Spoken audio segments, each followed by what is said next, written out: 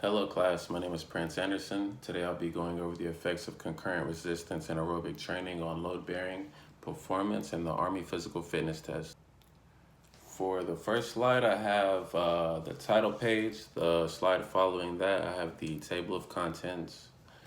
The slide following that, I have concurrent training. So some may ask exactly what is concurrent training? Concurrent training can be defined as a combination in both resistance and aerobic training. It is also a form of training which all energy systems are going to be emphasized at some point within the program. For the study that I'll be going over, the concurrent training groups will be the resistance plus the endurance training, as well as the upper body and endurance training. Concurrent training includes high intensity interval training, which is referred to as HIIT, and also sprint interval training, which is referred to as SIT. Concurrent training can easily be seen in circuit training, which is done for a period of time in this study.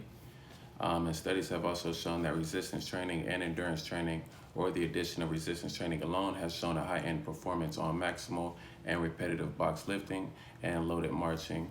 And this was done in a study in the British Army Basic Training. For the next slide, I'll be going over the cohorts. The cohorts comprised of 35 physically active males who are in active duty in the U.S. Army. The subjects volunteered and provided informed consent prior to the study. All subjects were screened and proceeded to have no medical history that prevented them from volunteering in the study. The subjects, they were housed, fed, they trained, tested at the base at U.S. Army Natick Research and Engineering Center, which is in Natick, Massachusetts. And there were 4 groups that comprise the study essentially. And those 4 groups, they are resistance training with endurance training, RT plus ET, upper body training and endurance training, which is UB plus ET, and resistance training only, which is referred to as RT, and then the endurance training only, which is referred to as ET.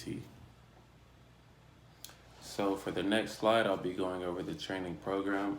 Exercises were performed 4 days per week, Monday through Thursday. All sessions were individually supervised. Endurance training started at approximately 8 o'clock a.m. and resistance training workout started at approximately 1 o'clock p.m.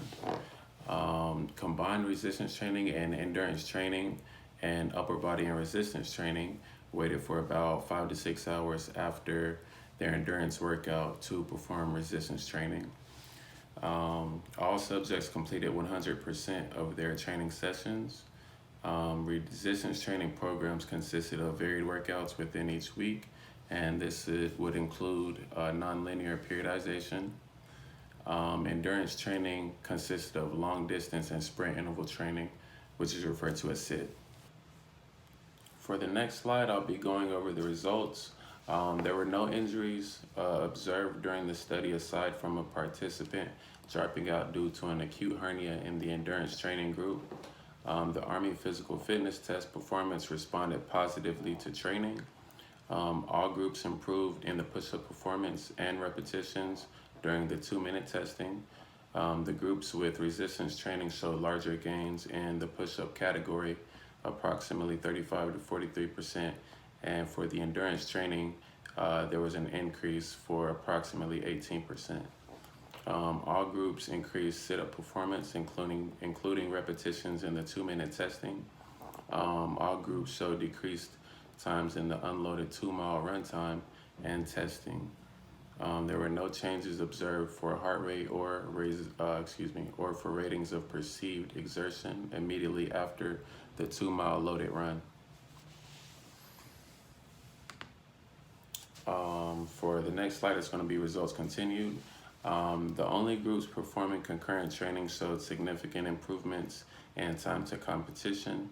Only 2 groups performing resistance training, which involved multi-joint exercises for the legs, showed significant increased jump height. And these groups included resistance training plus endurance training, along with resistance training alone, which was referred to as RT. All groups performing endurance training decreased their percentage body fat, whereas All groups performing resistance training increased fat-free mass. And for the next slide, I have the sources, and that's pretty much going to be it for this study.